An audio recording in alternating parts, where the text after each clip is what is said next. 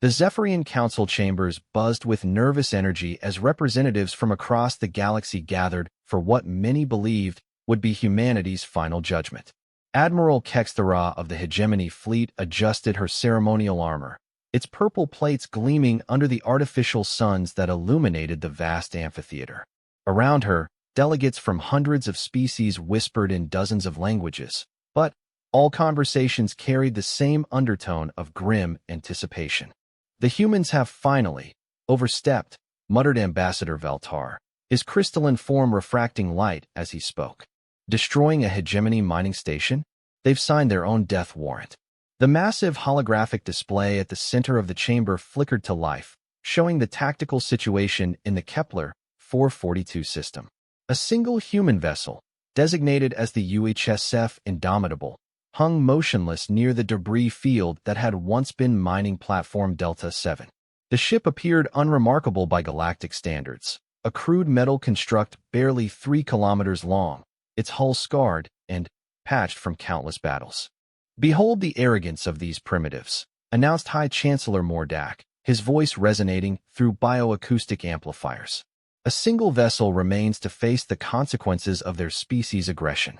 The assembled delegates leaned forward as the display zoomed out, revealing the true scope of the hegemony's response. Nearly 800 warships formed a perfect sphere around the human vessel, their hulls bristling with energy weapons that could reduce planets to asteroids. Dreadnoughts the size of small moons anchored the formation, while nimble destroyers and cruisers filled the gaps between them. It was the largest fleet assembled in living memory, a demonstration of power that would echo across the galaxy for generations. "Surely they will surrender now," whispered Dr. Althea Chun, the human ambassador who sat isolated in the observers section. Her voice carried no conviction, only the hollow tone of someone who had already mourned for her people. The Zephyrian Chancellor called for silence as communications began flowing between the fleet and the lone human ship. The translation matrices worked overtime to render the exchange in real time for the diverse audience. "Human vessel," came the cold voice of Fleet Admiral Voskar, commander of the Hegemony Armada. "You are surrounded and outgunned by a ratio of 800 to 1. Your species' unprovoked attack on our mining facility has been deemed an act of war. Surrender immediately and prepare to be escorted to a detention facility where you will await trial." The response from the human ship came after a long pause, during which many delegates assumed the crew was paralyzed with fear. When Captain Sarah Martinez finally spoke, her voice was steady and carried an edge that made several alien species instinctively reach for their natural defenses. "Admiral, this is Captain Martinez of the Terran Defense Force vessel Indomitable. I'm afraid there's been a misunderstanding.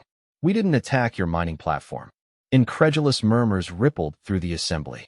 The evidence was overwhelming. Surveillance footage showed human torpedoes striking the station's power core, causing a cascade failure that killed over 3,000 hegemony workers. "Human, your lies will not save you," Admiral Voskar replied. "We have recorded evidence of your species' treachery. Final warning, surrender or be destroyed." "Admiral," Captain Martinez continued, her tone shifting to something that made Ambassador Chun look up sharply. "We didn't attack your mining platform.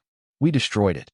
The distinction seemed meaningless to most observers, but those familiar with human psychology noticed the subtle change in the captain's inflection. Dr. Chun felt a chill run down her spine as memories of human military history flooded back to her. "There is no difference," the Admiral snapped. "You will. There's every difference in the universe," Martinez interrupted. "An attack is what you do to an enemy. What we did to your mining platform was pest control." The chamber erupted in shocked gasps and angry shouts. Several delegates demanded immediate translation verification, certain that the human words had been corrupted in transmission. But the cold certainty in Captain Martinez's voice suggested otherwise. "You see," the human captain continued conversationally, as if discussing whether rather than addressing an armada capable of glassing worlds, "your mining platform was built on the ruins of Harmony Station. That was a human civilian outpost, a research facility studying coral propagation techniques. 3 million men, women, and children lived there before your mining operation began. The intelligence reports had mentioned the previous human presence, but it had been deemed irrelevant. The hegemony's expansion rights were recognized by galactic law. The humans had been given proper notice to evacuate. Your species was granted standard relocation protocols, Admiral Voskar stated. The failure of your people to comply with lawful evacuation orders does not. 72 hours, Martinez said quietly. You gave 3 million people 72 hours to abandon a world they'd called home for 6 generations. When they couldn't physically move everyone in time, you began mining operations anyway. The orbital bombardment to clear obstacles killed 1.7 million civilians. Uncomfortable silence fell over the council chambers. The hegemony's expansion protocols were harsh, but legal under current galactic law. Primitive species were routinely displaced when their worlds contained valuable resources. The human's emotional attachment to specific locations was considered an evolutionary quirk that would fade with proper education. The law was followed, the Admiral insisted. Your species' inability to adapt to galactic standards is not our concern. No, Captain Martinez agreed. It's not your concern. It's your death sentence. The words hung in the space between ships like a physical presence. 800 of the galaxy's most advanced warships surrounded a single human vessel, and yet something in the captain's voice made seasoned warriors check their weapon systems. Human arrogance knows no bounds, Admiral Voskar snarled. You face 800 ships with one.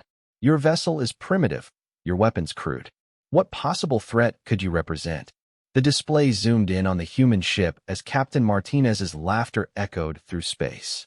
It was not the hysterical laughter of the doomed, but something far more unsettling, the genuine amusement of someone enjoying a private joke. Admiral, you're thinking like a civilized being. You see 800 ships against one, and calculate the odds of victory in a traditional engagement. But we're not civilized. We're human. Ambassador Chen buried her face in her hands. She recognized the tone now, had heard it in history classes when studying humanity's bloodiest conflicts. It was the voice of someone who had moved beyond strategy and tactics into something far more primal. Your threats are meaningless, the Admiral declared. Prepare to. Let me ask you something, Martinez interrupted again. Have any of your species ever studied human military history? Not our technology or our ships, but our actual history of warfare. Primitive tribal conflicts hold no relevance to. We once had a saying on Earth, the captain continued. The enemy of my enemy is my friend. But we found that insufficient for our needs, so we developed a corollary. The enemy of my enemy is useful until my enemy is dead. Then, they become the next enemy. The implications of those words began to dawn on some of the more astute observers. Humanity was one of the few species that had achieved unity through conquest rather than evolution. Their homeworld's history was written in blood.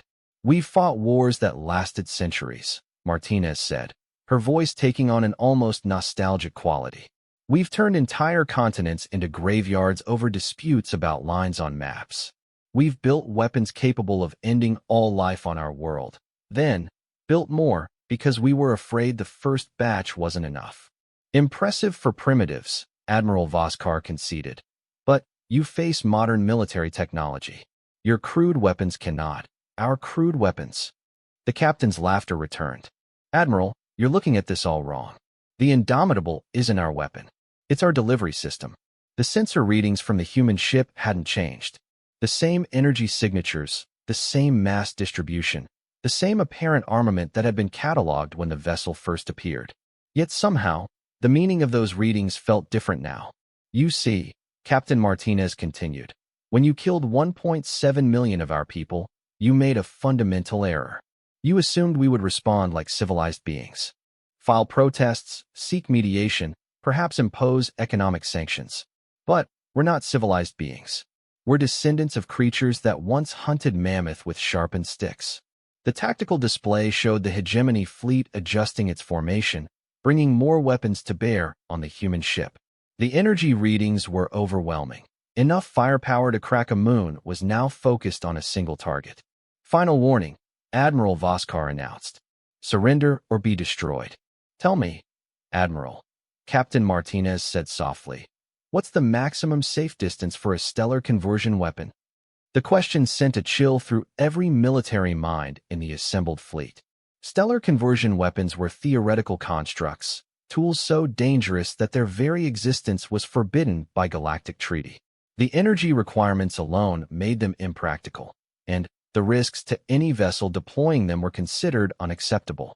Such weapons are banned by Galactic law, the Admiral replied, but uncertainty had crept into his voice. Galactic law, the captain mused. Right, that's the same law that gave you the right to murder civilians who couldn't evacuate fast enough.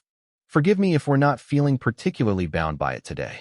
The sensor readings from the Indomitable suddenly made terrible sense. What had appeared to be crude armor plating was actually radiation shielding. The ship's unusual power signature wasn't inefficiency. It was the barely contained energy of something that should never have been built. You're bluffing, Admiral Voskar stated, but his fleet was already beginning to spread out, seeking distance from what might be the most dangerous weapon ever conceived. Am I? Martinez asked conversationally. You want to know what we learned from our history, Admiral? We learned that if you're going to fight, you fight to win. And if you're going to win, you make sure your enemy can never threaten you again. The display now showed both fleets, the massive hegemony Armada slowly expanding its sphere as individual captains sought safety, while the single human ship remained motionless at the center. But the geometry was wrong. The blast radius of a stellar conversion weapon would encompass star systems, not just fleets. Even if you possess such a weapon, the Admiral said slowly, deploying it would destroy your own ship as well. No species commits suicide for revenge. The laughter that came from the human ship this time was genuinely warm, almost affectionate. Oh, Admiral, Captain Martinez said gently. You really don't understand us at all, do you? The silence that followed Captain Martinez's words was deafening across 800 ships and countless species watching from the council chambers. Admiral Voskar stared at his tactical display, watching as his perfectly organized fleet began to fracture. Individual captains, despite their training and discipline, were quietly increasing their distance from the human vessel. Madness, whispered Chancellor Mordak in the council chambers. No species destroys itself for revenge. Ambassador Chen raised her head slowly, her face pale but resolute. You don't understand, she said quietly to the assembled delegates. This isn't revenge. This is justice. And humans have never been particularly concerned with survival when justice was at stake. The display shifted to show a detailed scan of the Indomitable. What the initial readings had dismissed as primitive construction now revealed itself to be something far more sinister. The ship's entire superstructure was built around a single massive chamber, its walls lined with gravitational field generators powerful enough to compress matter to stellar densities. Impossible, breathed Admiral Voskar. The energy requirements alone would require the complete conversion of a ship's crew into fuel. Captain Martinez finished helpfully. Fascinating technology, really. We learned it from studying your own mining equipment. Turns out the same techniques you use to strip mine worlds work remarkably well for other purposes. The implications hit the hegemony command structure like a physical blow. The humans had built a weapon that consumed its operators to function, a device so fundamentally horrific that even mentioning its possibility violated dozens of galactic treaties. Yet here it was, sitting in space like a metal tumor, waiting for activation. You're talking about murder-suicide on a massive scale, Admiral Voskar said, his voice carrying the stunned tone of someone confronting true madness. Your own crew volunteered, the captain said simply. Every single one of them. We posted the mission parameters on the ship's bulletin board and had 3 times as many volunteers as crew positions. Had to turn away good people who wanted to die for this cause.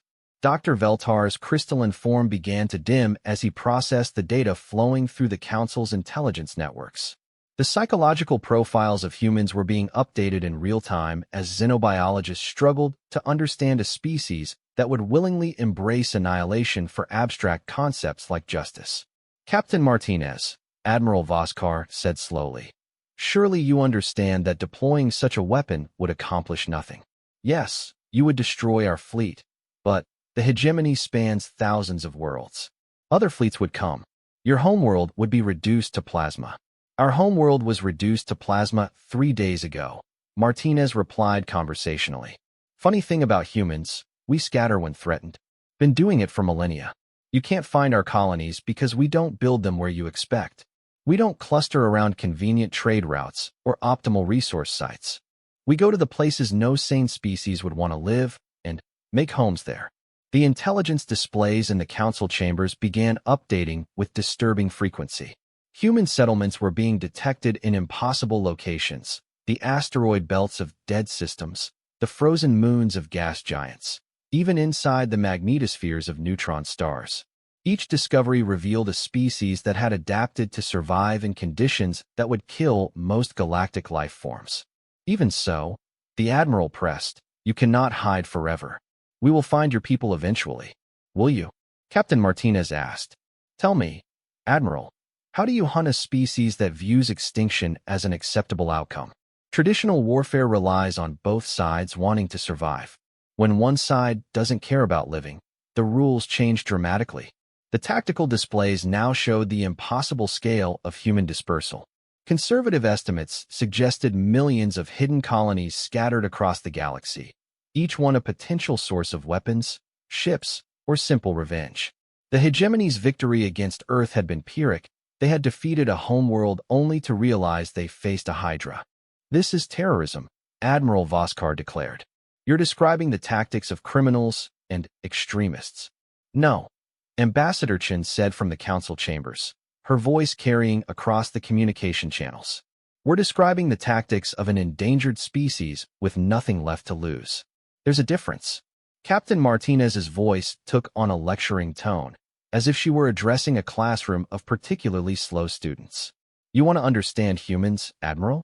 Then, understand this. We're the species that invented the concept of mutually assured destruction and then lived with it for decades. We built enough nuclear weapons to end civilization 20 times over, pointed them at each other, and called it peace." The psychological warfare was working. Across the hegemony fleet, individual captains were reporting stress fractures in their crews. The idea of facing an enemy that welcomed death was fundamentally alien to most galactic species. Even the most aggressive races fought for territory, resources, or dominance. The concept of fighting for abstract principles was almost incomprehensible. Furthermore, Martinez continued, "You're operating under the assumption that the Indomitable is the only ship of its kind. That's adorably naive." Admiral Voskar felt something cold settle in his stomach. How many human colonies did you destroy during your expansion?" the captain asked in return. "How many civilian transports did you vaporize for resisting evacuation? How many children did you kill for being inconveniently located near valuable resources?" The numbers were staggering. The hegemony's expansion into human space had been thorough and merciless.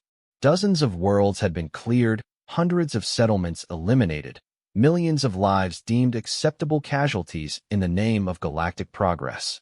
"Each one gets a ship," Martinez said softly. "Each murdered colony, each destroyed transport, each dead child gets their own little piece of justice. We've been busy these past few months." The strategic implications were overwhelming. If the humans had built multiple stellar conversion weapons, they could eliminate entire sectors of the galaxy. The hegemony's vast fleets would become irrelevant if any engagement risked mutual annihilation. "You're describing the end of galactic civilization," Admiral Voskar said, desperation creeping into his voice. "Trade, commerce, diplomacy, all would become impossible if every conflict risks stellar destruction. Then, perhaps," Captain Martinez suggested, "species should think twice before committing genocide for mineral rights." The council chambers erupted in chaotic discussion as delegates finally grasped the scope of the crisis. The humans weren't threatening just the hegemony. They were threatening the entire structure of galactic civilization. Any species that had displaced primitive cultures for resources now faced the possibility of retaliation from survivors who had nothing left to lose.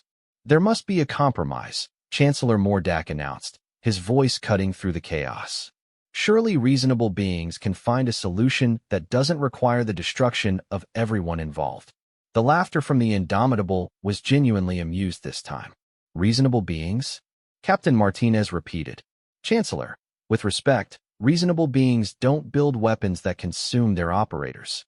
We passed reasonable about 6 months ago, right around the time we realized our government was negotiating with the same people who turned our children into mining statistics. Ambassador Chen stood slowly in the observers section, her movement drawing attention from the assembled delegates. I was part of those negotiations, she said quietly. I believed in diplomacy, in finding peaceful solutions. I thought we could make them understand what they were asking us to give up. And what did you learn? Chancellor Mordak asked. I learned that some species view compassion as weakness, Chen replied. They saw our willingness to negotiate as evidence that we could be pushed further. Every concession we made was taken as proof that we would eventually surrender everything. The strategic readouts continued updating, painting an increasingly grim picture. Human ships were being detected throughout the galaxy, each one following the same basic design principles as the Indomitable. Single vessels, heavily shielded, with crews that had already accepted death as an acceptable outcome. This cannot be allowed to stand, Admiral Voskar declared. The Hegemony Council will never accept such terrorism. The Hegemony Council, Captain Martinez said, her voice suddenly, dropping to a whisper that somehow carried more menace than any shout, is about to learn why humans study history so carefully. We remember every atrocity, every injustice, every casual cruelty. And we have very, very long memories. The display shifted to show real-time intelligence updates flowing through the Galactic communication network. Human ships were appearing throughout known space, each one positioned near critical infrastructure or major population centers. They weren't attacking, simply appearing and announcing their presence with the same quiet certainty that Captain Martinez had used. 17 ships, Admiral Voskar read from his tactical display. 17 ships positioned to destroy major trade routes, shipyards, and government centers throughout hegemony space. 17 so far, Martinez corrected. We're still positioning the others. Turns out building a ship designed to kill everyone aboard is remarkably quick when you're not concerned with pesky details like life support systems or return journeys. The mathematics were simple and terrifying. Even if the hegemony could destroy 90% of the human ships, the remaining 10% could cripple galactic civilization. And destroying them would require accepting casualties on a scale not seen since the last galactic war. What do you want? Admiral Voskar asked finally, his voice heavy with defeat. Justice, Captain Martinez replied immediately. But, since that's impossible, the dead can't be brought back to life. We'll settle for accountability. Name your terms, the Admiral said through gritted teeth. The pause that followed was longer this time, filled with the weight of civilizations hanging in the balance. When Captain Martinez finally spoke, her voice carried the formal tone of someone reading from a prepared document. First, full reparations to surviving human populations. Not compensation for lost property, reparations for lost lives. Every family that lost someone to hegemony expansion gets a payment sufficient to relocate and rebuild their lives anywhere in the galaxy. Agreed, Admiral Voskar said quickly. Second, formal recognition of humanity as a sovereign species with territorial rights that cannot be superseded by mining claims or expansion protocols. Agreed. Third, establishment of neutral zones around all human settlements, with violations treated as acts of war against our entire species. Agreed. The speed of the Admiral's acceptance revealed how desperate the situation had become. The hegemony's negotiating position had been reduced to preventing immediate annihilation, and they were willing to accept almost any terms to avoid stellar genocide. Fourth, Captain Martinez continued, and this is non-negotiable. Public trials for every hegemony official who authorized violence against human civilians. We want the galaxy to see justice being served. Admiral Voskar hesitated for the first time. The political ramifications of such trials are irrelevant. Martinez cut him off. Either you agree to accountability for your war crimes, or we demonstrate what humanity does to war criminals. The implied threat hung in space like a physical presence.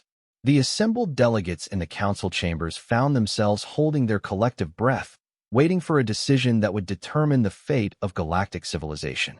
Admiral Voskar stared at his command display, watching numbers that represented the death of everything he had known. 800 ships under his command, the finest vessels in the hegemony fleet, were hostage to a single human ship crewed by beings who had already embraced death. The mathematics of destruction scrolled endlessly across his screens, calculating blast radii and casualty projections with cold precision. "Admiral," his tactical officer whispered, "we're receiving communication intercepts from across the galaxy. Human ships are broadcasting the same ultimatum to 17 different systems. They're all waiting for your answer." The weight of that knowledge settled on Voskar's shoulders like a physical burden. His decision would not just determine the fate of his fleet, but potentially the future of galactic civilization itself. In the council chambers, hundreds of species representatives waited in silence, their own fates tied to whatever words came next. "The trials," Admiral Voskar said slowly, "would require evidence that may compromise ongoing intelligence operations. The political ramifications could destabilize the entire hegemony." Captain Martinez's response came without hesitation. "Admiral, let me clarify something for you. We don't particularly care about the stability of the hegemony. In fact, watching it collapse would be quite satisfying for those of us who survived your expansion policies." The brutal honesty of the statement sent ripples of shock through the assembled observers. Diplomacy relied on mutual interest in stability and survival. The humans were operating outside those assumptions entirely. However, Martinez continued, "We understand that galactic civilization requires some form of order, so we're prepared to offer an alternative to complete chaos." "What alternative?" the Admiral asked, hope creeping into his voice for the first time. "We become the order," the captain said simply. "Humanity takes responsibility for maintaining peace in sectors previously controlled by the hegemony. We'll ensure that the expansion protocols that led to this situation are never used again." The implications were staggering. The humans weren't just threatening to destroy the current power structure, they were offering to replace it entirely. Ambassador Chen looked up sharply from the observers section, recognizing the long-term strategy that her species had apparently been developing in parallel to their weapons program. "You're talking about conquest," Admiral Voskar said flatly. "You want to use terrorism to install yourselves as galactic rulers." "Not terrorism," Captain Martinez corrected. "Regime change. There's a subtle but important difference. Terrorists destroy for destruction's sake. We're destroying a system that views civilian casualties as acceptable overhead in resource acquisition." Dr. Veltar's crystalline form began to pulse with agitation as he processed the strategic implications. "The humans are offering to become what they're fighting against," he whispered to nearby delegates. "They're replacing one hegemon with another. With one critical difference," Ambassador Chen said, rising from her seat to address the chamber directly. "Humanity has experienced what it's like to be the victims of casual genocide. We understand the cost in a way that species who have never faced extinction cannot." The tactical displays showed the 17 human ships maintaining their positions throughout the galaxy, each one a sword hanging over critical infrastructure. But now the pattern of their deployment became clear. They weren't positioned randomly.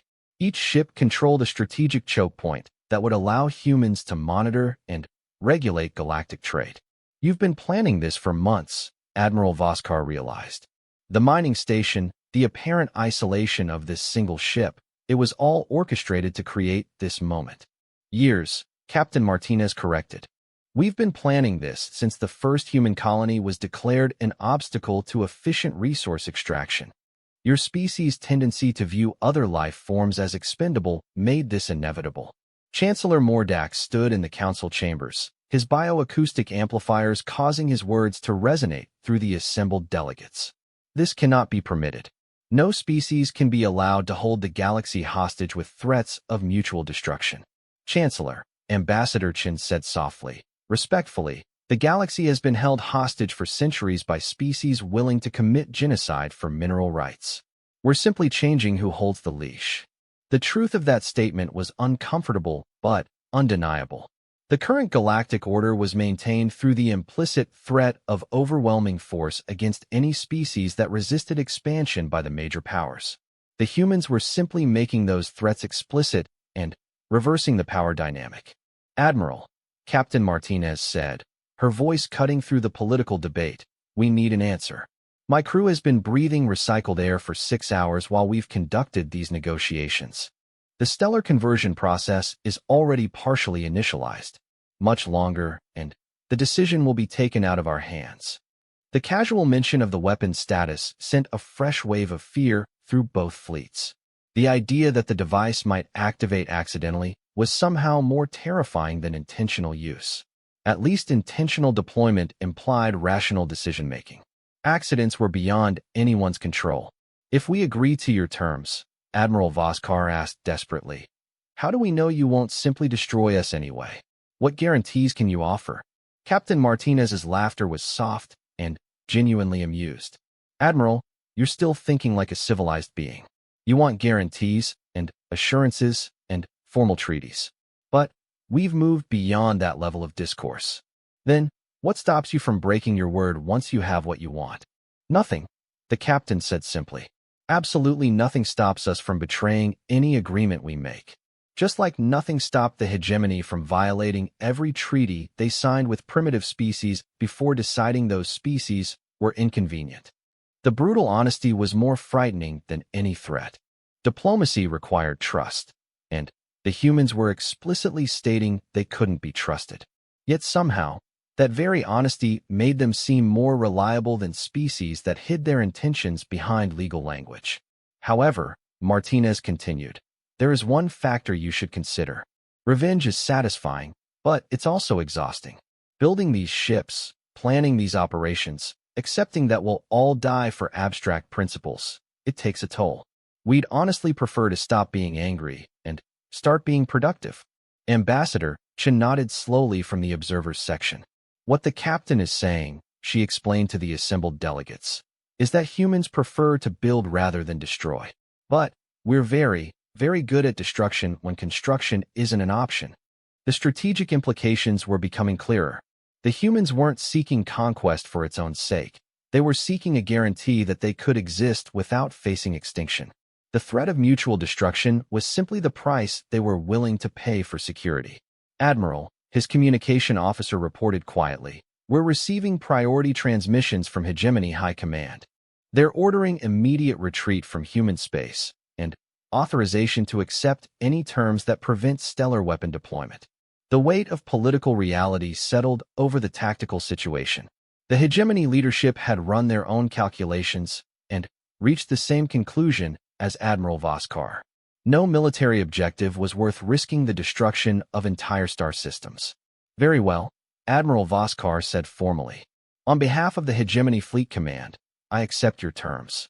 Full reparations to human survivors, recognition of territorial sovereignty, establishment of neutral zones, and public trials for officials involved in expansion operations. Excellent, Captain Martinez replied. Now, since we're all being honest with each other, I should probably mention that the Indomitable isn't actually armed with a stellar conversion weapon. The silence that followed was absolute. 800 ships worth of military personnel, hundreds of species representatives, and countless observers across the galaxy processed that statement with the stunned incomprehension of beings who had just discovered their fundamental assumptions about reality were wrong. What? Admiral Voskar's voice was barely a whisper. Oh, we have the technology, Martinez explained conversationally. And we certainly have the willingness to use it. But this particular ship is armed with something far more dangerous. The sensor readings from the Indomitable began to make sense in an entirely new context. The massive chamber wasn't a stellar conversion weapon. It was a massive communications array, broadcasting every word of the negotiation to human colonies throughout the galaxy. You see, the captain continued, the 17 ships positioned throughout Hegemony space aren't threats. They're witnesses. Every human colony, every survivor, every refugee camp is watching this conversation. They're seeing whether the galaxy is willing to accept accountability for genocide or whether they need to resort to more direct methods of justice. The true scope of the human strategy became clear. They hadn't built a weapon of mass destruction. They had built a weapon of mass psychology. The threat of stellar conversion was real, but it existed in every human colony, not in any single ship. The Hegemony hadn't been negotiating with terrorists. They had been negotiating with an entire species that had collectively decided extinction was preferable to continued oppression. The choice is still yours, Captain Martinez said softly. Honor the agreement we've just made, and humanity will channel its considerable talents toward construction and exploration. Break the agreement, and you'll discover what 3 billion very angry, very creative, and very mortal beings can accomplish when they stop caring about survival. Admiral Voskar looked around at his massive fleet, still forming a perfect sphere around the human vessel. 800 ships that had been rendered irrelevant not by superior firepower, but by superior psychology. The humans had won by convincing their enemies that victory wasn't worth the cost. Message received and understood, the Admiral said formally. Hegemony fleet withdrawing to safe distance. Diplomatic protocols will commence immediately for implementation of agreed terms. As the massive fleet began to disperse, Ambassador Chen stood in the council chambers and addressed the assembled delegates for the final time. Today you've witnessed something unprecedented, she said quietly. A species that chose to gamble everything on a single principle, that those who commit genocide must face consequences. Whether you view this as justice or terrorism is irrelevant. What matters is that the age of casual extinction is over. The display showed the Indomitable turning slowly and beginning its journey toward the edge of the system. A single ship that had changed the balance of power in the galaxy without firing a shot. The humans have demonstrated that even the most powerful military forces are vulnerable to opponents who refuse to play by conventional rules, Ambassador Chen continued. More importantly, they've shown that survival isn't always the highest value a species can hold.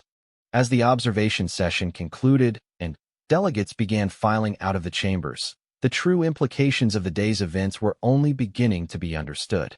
Across the galaxy, species that had built their power on the subjugation of others would have to reconsider their methods.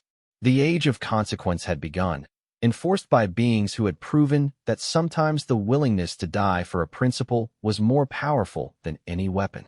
Captain Martinez's final transmission echoed through space as the Indomitable disappeared into hyperspace.